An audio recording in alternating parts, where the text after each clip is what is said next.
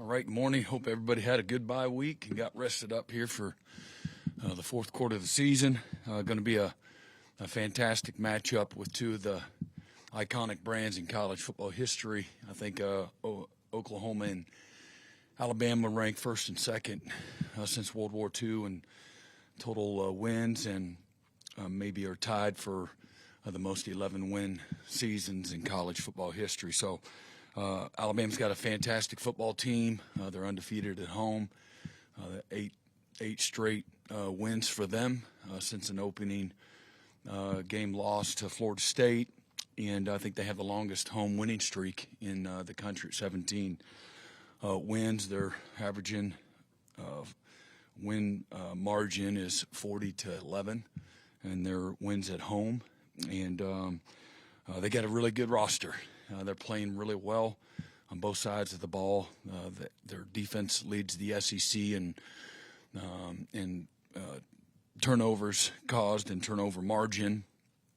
And offensively, they've been just incredibly efficient. The quarterback's only thrown one interception. This is his fourth year, really experienced, incredibly savvy, very accurate, just under 70% completion percentage. He's got a ton of touchdown to interception ratio.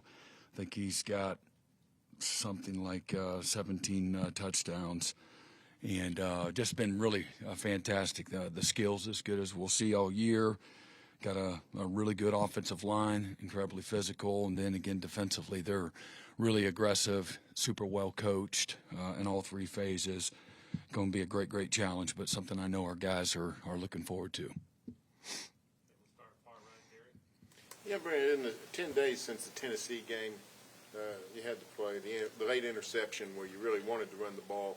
Have you done any self-scouting or protocol change or discussion about how you can avoid that kind of situation in the future? Yeah, we got a small window to communicate. We got to be very clear about what we want, and making good decisions that way from a communication standpoint.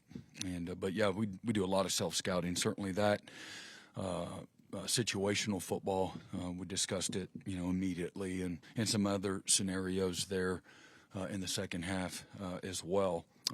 Really from our season, we've had several games come down to the last drive or two of the game. So normal protocol and during in-season self-scout, but something that we can't be on the wrong side of.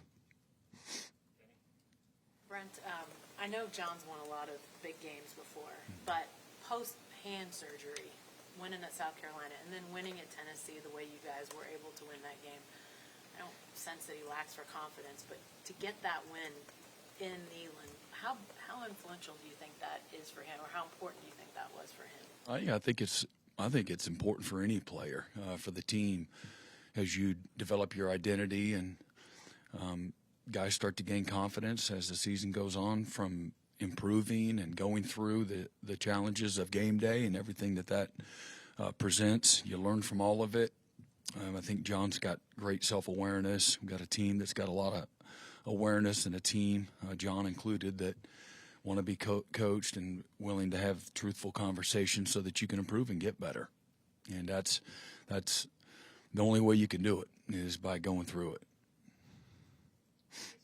Brent, I think it was the drive right after the defensive touchdown against Tennessee. Daniel Okoye comes in, gets a sack. Just what's it been like watching him continue to develop this season and him being ready for that? Yeah, really hungry. He's got a ton of energy. Loves to be coached. Shows up every day with just a willingness to go to work. Obviously, you saw a small snapshot. We see him every day, and a guy that has a chance to have a great future. And but he's really taken another big step from a confidence and a consistency standpoint. At defensive end, Coach Chavis done a great job. Danny's done a great job of working and just improving, from his foundation where he started and playing the level of football that he played to where he's at now. It's just incredibly exciting, but he's a really disruptive, explosive player. Just sort of a program question for you. Tomorrow they're going to approve the next phase of the West Side Stadium renovations, and I was just curious how involved you are in those discussions, just Yeah, I'm not. Some of the level of detail, it's not. I'm not included in those conversations, but it's incredibly exciting. I think it shows a commitment to our fans, certainly our players, our program, the things that it's going to potentially provide from a game day experience, and just again, it's 100 years old. The stadium is, and so it's coming right at the right time. And I know there's things that have to take place tomorrow to ensure that we can take the next step in that direction. But I think everybody's going to be excited when all the details and the renderings come out, whenever that is. But it's also a source of pride, for our university community as well. And but looking forward to, taking another big step that way. And again, I think, I don't want to get into all those details. It's not really my lane, but there's been incredible support, financially speaking, to make it happen as well. Mm-hmm. Ryan Grubb, their offensive coordinator, has had tremendous success with some of his quarterbacks going back to Michael Penix a couple of years ago at Washington, Ty Simpson this year. What is it about his scheme and his system that makes it so quarterback-friendly for guys? Yeah, it just knows how to create leverage in formationing and motions, understand defense very well. They do a lot of things at the line to put them in an advantageous position. So they do a lot of, if it's blitz, do this. If it's man, do this. If it's, zone coverage, do that. And so they do a good job of teaching the quarterback those things, giving them a lot of autonomy at the line of scrimmage to stay away from negative plays, to help them stay on schedule, to be efficient. So does a really good job, So what does that look like on game day? Just the quarterback being an extension of the offensive staff. And so well-versed for the quarterback, very efficient for the quarterback, understanding, how to create access in the throwing game. And they do that by, again, lots of their play design. Mm-hmm. Brent, kind of along those lines, you talked about Ty Simpson. He's a guy that's been there for a long time, but this is his first year as the starter. Just what has stood out about him, and specifically the efficiency? What has maybe allowed him to be so efficient? Yeah, well, he's a coach's kid. His dad's a college football coach, and so he's been around the game, and so he's got good instincts for it. Again, well-versed in, what they're trying to do, and then understanding what he's seeing. But he's got great maturity, really good decision-making, very decisive. He's got great arm talent. And, again, keeps him out of bad plays. You go back and, again, their turnover margin, they lead the SEC in turnover margin. And that there's not a stat that's more important than that. And taking care of the football, making good decisions, not putting them in harm's way is the job of the quarterback. And when you've got good players, you've got good coaches, and you take care of the ball, good things, will happen. I think since 23, when we've won the turnover margin, I think we're 16-0. And so that's just, that's something that they've done at a really high level. I think a year ago, I don't know where exactly they ranked a year ago at this time, but it wasn't, they're not in the same place from a, taking care of a ball standpoint. Mm-hmm. Necessarily mean anything Saturday, but you haven't been to Bama before. What do you remember about that? Yeah, it's an electric atmosphere, tremendous game day pageantry, a very prideful fan base. There's a few more people in the stadium now. It'll be over 100,000 people. But it's just electric. Great game day experience.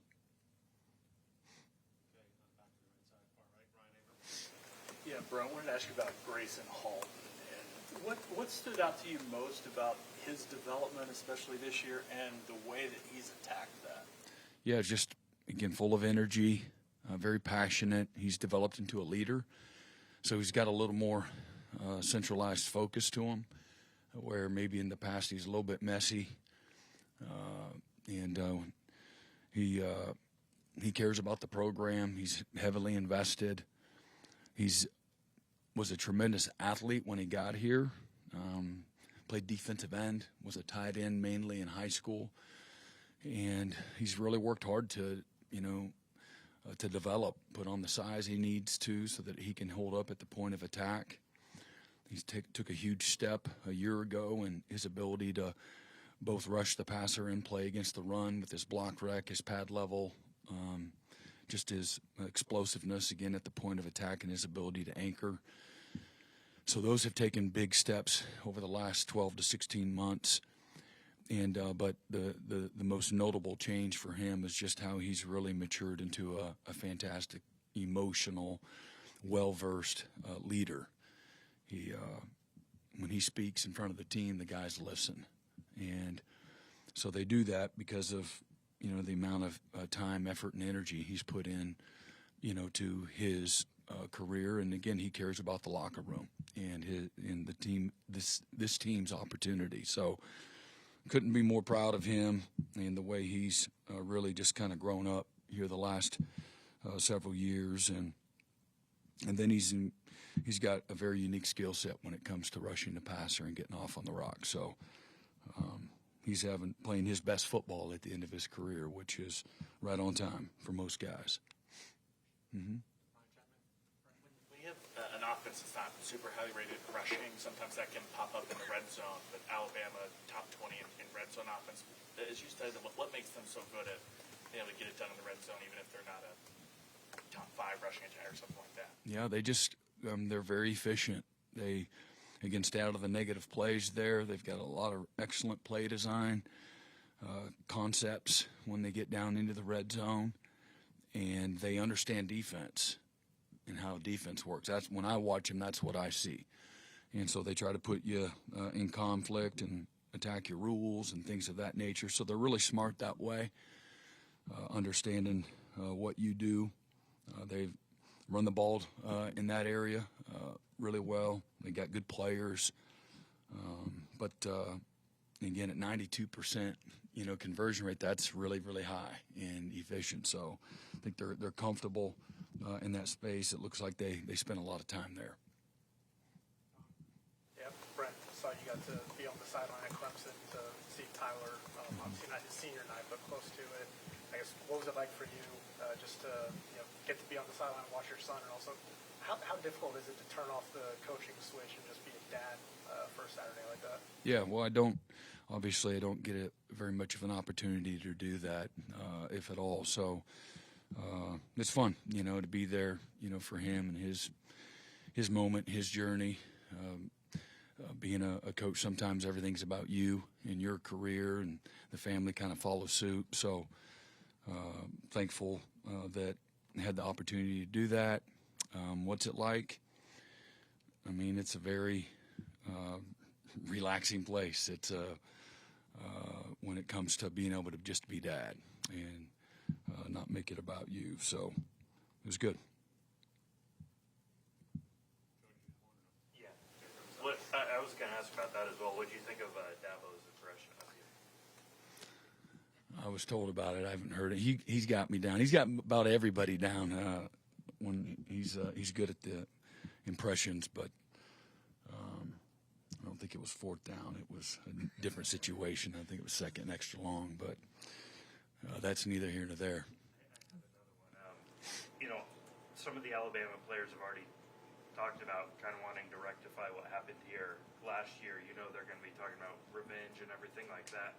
How do you guard against that with your guys? Yeah, I don't think that a year ago, good or bad. I've never carried over wins and losses. You learn from all of it, but I think it can paralyze you, by holding on to something. Motivated, yeah, but I think the motivation for everybody is because what the opportunity is sitting in front of us. It's a top 10 matchup, and there's a lot that's on the line. The season for both of us, is impacted by the result, at the end of the night. So, they're different, we're different. Certainly it's at their place, but who wouldn't be excited to play? Oklahoma, Alabama, going to be on a huge stage. Again, as I opened up, two iconic programs, two of the winningest programs in college football history, certainly the top two since World War II. And I think that's in itself enough to get excited about. Mm-hmm. Yeah, Brent. I've noticed David Stone runs out with the Oklahoma State flag before every game. What does that say about his commitment to the program, especially what happened? Now, David's got tremendous pride in being from this state. The past former players, certainly at this program, and the other players that have been born and raised in this state as well, is mentored by several of them. But he's a very grounded young guy, cares about people as much as any player I've ever been around. Cares about his opportunity, cares about his family, but he's a proud Oklahoman, and I think it's something that's important to him that he represents that, gets an opportunity to represent that on game day. I think it's pretty cool. Brent, I think it's so cool that you got to go back to see T-Bone play, and you and Julie got to go back. I think that's so neat. Their ability to vertical passing game. They got three great receivers in this team. I think one of the great games within the games was your matchup with your secondary and your back seven, or how you're going to say the whole defensive team against that passing attack. Can you talk about that matchup? Yeah, just they've got explosive playmakers from one side of the field to the other. They do a great job. The tight ends are included in that. They make a ton of plays as well, both in the underneath game and the vertical game. But they've got length and tremendous catch radius. I think that goes without saying. Their ability to catch the runners underneath is what makes them, really dangerous as well. The screen game, they get them involved in the screen game, but they're hard to contain. And you got to put body on body and play with the right kind of leverage. If you don't have the right kind of leverage based on where your help is, they'll make you pay. The quarterback is, as I said, very accurate, but they know how to run routes. They're very detailed in how they play the game. Coach, if there were one or two things that you could say about the offensive line in terms of run blocking in the last 3 games that stand out to you, what would they be so that the average fan can understand what's I think happening? confident, physical at the point of attack, and still improving that way. They've gained confidence through a lot of hard work. I think being together as well, having some success, helps build a little bit of a rhythm and the confidence as well. They haven't been perfect, but it's a group that has shown that they've learned from some of the issues that they've had. And again, all their best days are still in front of them. So there's a lot that goes into that offensive line success. It's the back, it's the tight ends, the quarterback, getting them in and out of the right runs or protections, things of that nature. And but it's a group that's slowly coming along, and it's been a big deal these last 3 games, having the opportunity to go in the fourth quarter late in the game and have a chance to win because of the improvement and the success that group, has shown. And I think the last 3 games were, in the top 3 in the SEC in our efficiency at running the football. So I think that's just I think it's a reflection of just steady improvement, and but still got a lot of work to do there too. Last year's, you didn't have a good year, but Bama comes here late in the year, and you guys played great. You shut them down. What'd that do, just beating them the way you did? What'd that do for the direction of the program and salvaging that season and preparing for this year, those kinds of things? Yeah, I don't know direction of the program or not. It was a great moment. I look at them all that way. They all matter.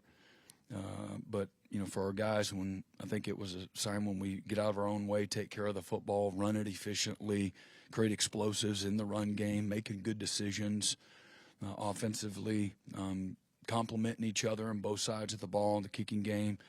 We're on the plus side of the margin. We scored on defense, created some short fields for the offense, and just played really good, clean, complementary, fundamentally sound physical football. And, so that was a byproduct of that. And, for us, using that moment to teach our guys, look, just be better at the basics than the guy you're lining up against. And sometimes we can overcomplicate things. And but that's what it was. It was a good moment and a teaching moment. Yeah, just how are Mason and Kobe doing after the week off? Yeah. Again, haven't seen them on the field since last Thursday, so I'll see them here later on today. We'll see where they're at. Mm-hmm. Brent, the emergence of Xavier Robinson, tailback. I mean, he had his moments last year too, but he looks like he's even bigger and stronger right now. Talk about him and his development. Where do you think he's at as a running back? Yeah, I mean, he's gaining confidence. He was missed some time during fall camp early in the season, was banged up, and he's a very instinctual runner, runs good and strong and tough behind his pads, got great feet, and a good natural feel how to set up blockers. And again, just a sophomore. And so his best football still in front of him. He's becoming a complete back when it comes to, protection and understanding the entirety of the offense. He's a good weapon out in space. He's a load to handle out in space, when he catches the ball and gets vertical as well. So he has great balance, hard to, knock off his feet. And got to take care of the ball. That's a big part. These guys are going to come hawking at the football. And he'll be the first one to, tell you that. He's got to continue to improve with, ball security. He's done a pretty good job, but again, that was a huge one. We got 1st and 10, in a scoring position 2 weeks ago, and but he's worked really hard, for his opportunity, stayed ready, and shows when you do that, he's made the most of his opportunity. Yeah, I just wanted to. You went from coaching Tyler to now watching him from afar. Can't remember if you've talked about this in the past, but what was the kind of conversations with him where he wanted to stay at Clemson, finish his career there, now in his 6th year, rather than maybe come here with you? Yeah. Well, he was like, "What should I do, Dad?" I'm like, "Well, this is your decision. These are, this is what kind of going from boyhood to manhood's all about." I said, "You got to, follow your dreams. This is mine." And he worked hard for his opportunity there. All of his best friends were there. He had established himself as a leader and player there. Might have been a girl that kept him there too. I don't know. You have to ask him. No, she's great, but a lot goes into that. And would I have loved to see him every day? Selfishly speaking, absolutely. But I think as Julie and I look back at it, we've seen more growth and, maturity that's taken place in the several years that we've been here, where things aren't as comfortable, for him having mom and dad right there. And you just got to kind of figure out things and build your own opportunity, your own name, so to speak. It's been a lot of fun for us to watch that take place. And if I didn't trust the people there like I trust them, then maybe it was a different conversation. And that was, as I'm trying to help him navigate, I'm like, look, what do you think of your day-to-day environment? Who you would be doing life with? Who would mentor you? Who would coach you? And if you don't feel great about it, then this is an easy decision. But if the people are fantastic, if the people are genuine, if the people are gonna, care about you as a human being as much as a player, and I told Coach Sweeney, I've thanked him many times just for investing. If anybody's had a child and has had people that have been really good at investing in them, in their soul and in their manhood, in their just impact and influence, then you would be the first one to admit you can't put a price on that. You can't put a price on it. And so we have a great piece, Julie and I, just about the environment that he's been in day to day, and have seen this exponential growth and maturity into just a really good young man that knows what he wants in life and knows how to lead and cares about people. He's got a tremendous work ethic and just a lot of really cool stuff that you want to see, from, all your children. So it was really his decision, but one that, we encouraged him to, chase, your dream and what you want in life. And, we'll always have your back, and that's what FaceTime's for. He said he wants to go into coaching. How does that make you feel? No, I mean, you're conflicted as a dad. I'm on this side of it, and there's the coaching profession is the greatest profession on the planet, in my opinion. And you got to be willing to take the good with the bad and the bad with the good. There's nothing easy about it. And I've had this incredibly favored career, and my message to my kids is that this isn't the norm. But I've been able to be around some amazing, successful, very, very successful people, and so I've not seen things like some other people maybe have. At the same time, I've worked hard for every opportunity I've been given, and feel like that I've, again, been fortunate to do so. So, but he's got great instincts for the game. He's always been a leader. He sees things from a different type of lens. So he's got a lot of amazing qualities in both leadership, and his football natural instincts are a little bit different. So proud dad. Mm-hmm.